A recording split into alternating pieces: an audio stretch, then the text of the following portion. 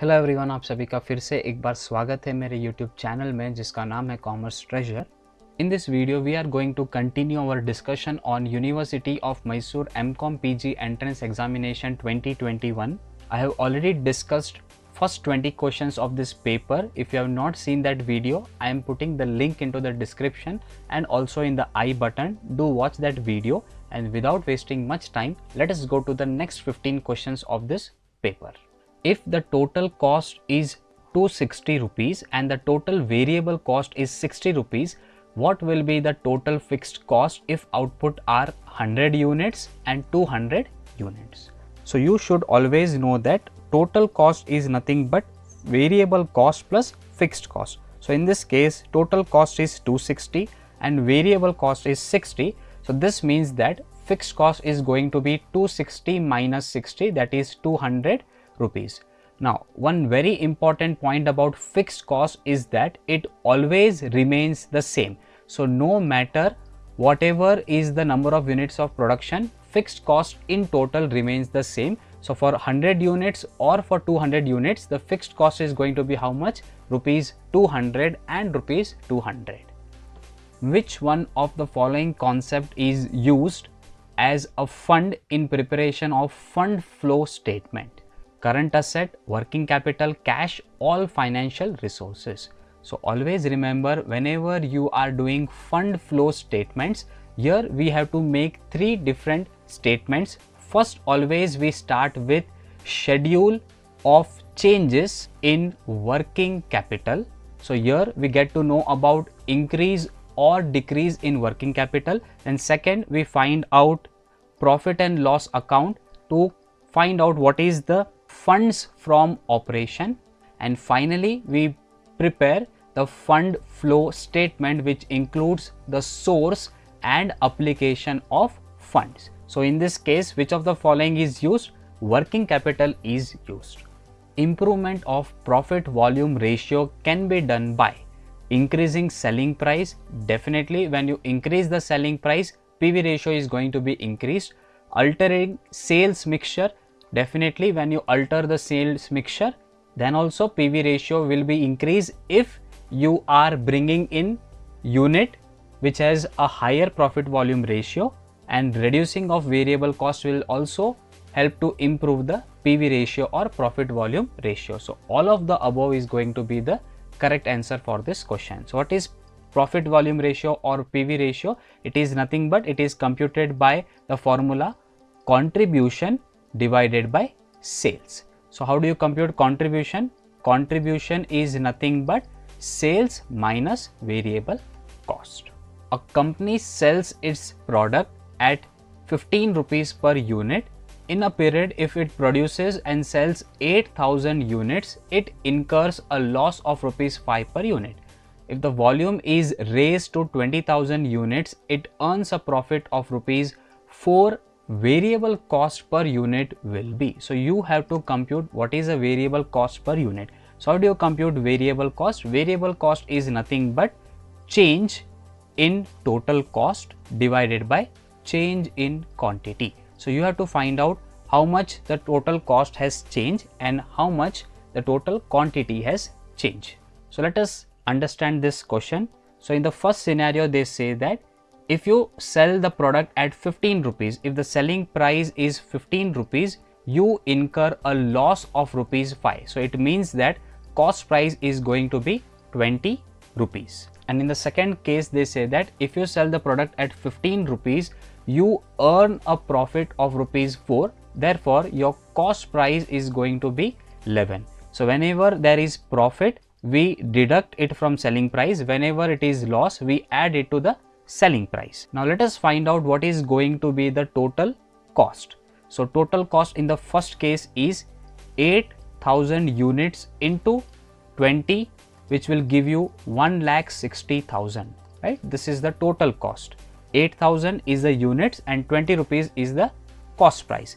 In second case, number of units are how much? Number of units are 20,000 and cost is 11. So 20,000 into 11 is 2,20,000. So difference amount is 60,000. So change in total cost is how much?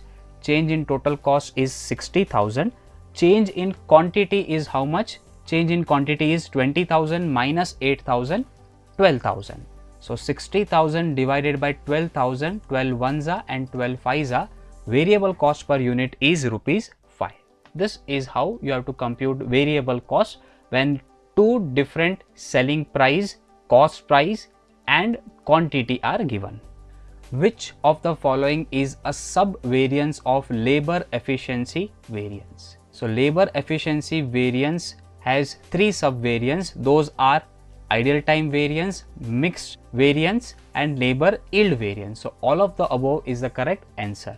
So always remember, labor variance or labor cost variance are of two types.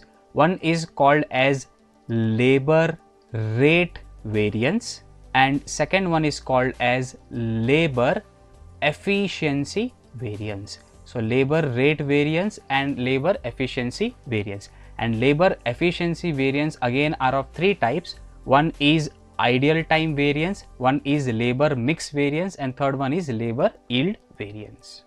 Two identical offers cannot become valid offer. This is absolutely correct. Offer need not to be expressed alone. This is also correct. So both A and B are correct. Offer can be expressed or it can be implied offer also. Rule: no consideration, no contract. This is absolutely correct. If there is no consideration, then there will be no valid contract. Mr. X agrees to marry Miss Y for a reward of rupees 5 lakh. This is not the right case. Here there is consideration of 5 lakh, but it cannot be said as a valid consideration. Therefore, rule is correct but case is incorrect. Option number D is the right answer for this question. Which one of the following is not an essential of a valid contract? So in order to have a valid contract, there must be free consent, there must be consideration and capacity of the contracting party should also be there. Lunacy is not an essential of a valid contract. If a person is lunatic or idiot, he cannot enter into a valid contract. All contracts are agreement, but all agreements are not contract because they lack some essential of valid contract. It is a legal tie unenforceable in the court of law. Some agreements are opposed to public policy. All the above statements are correct. So option number A is correct. All contracts are agreement, but all agreement cannot be called as contract because they may lack some essential of valid contract like consideration, acceptance, offer, legal relationship, etc. The next question is, Mr. Z promises to deliver a truck full of sand from river bed to a person for completing a task who stays in the shore of a river as consideration. Consideration is not valid, consideration is inadequate, consideration need not to be adequate, consideration is valid. So always remember, removing of sand from river bed is opposed to public policy. It is harmful to environment. Therefore, if a person promises to pay you sand for a particular work, this consideration is not a valid consideration because it is opposing the public policy. The concept of present value is based on the principle of compounding, principle of discounting, both A and B, none of the above. So always remember, present value concept is based on principle of discounting and future value concept is based on principle of compounding. Cost of capital for all sources of funds is called as specific cost, composite cost, implicit cost, simple average cost. So cost of capital from all sources of funds, that is from cost of equity, cost of debt, cost of retained earnings, cost of preference share. So all together it is called as composite cost, or it is also called as weighted average cost of capital or overall cost of capital. Specific cost is nothing but cost of individual sources like KE, KD, KR, KP. These are called as specific cost. All together are called as composite cost. Which one of the following will not affect the working capital: realization of cash from debtors, sale of plant and machinery in cash, issue of equity share, redemption of debentures. So working capital is not going to be affected. In which cases, let us see.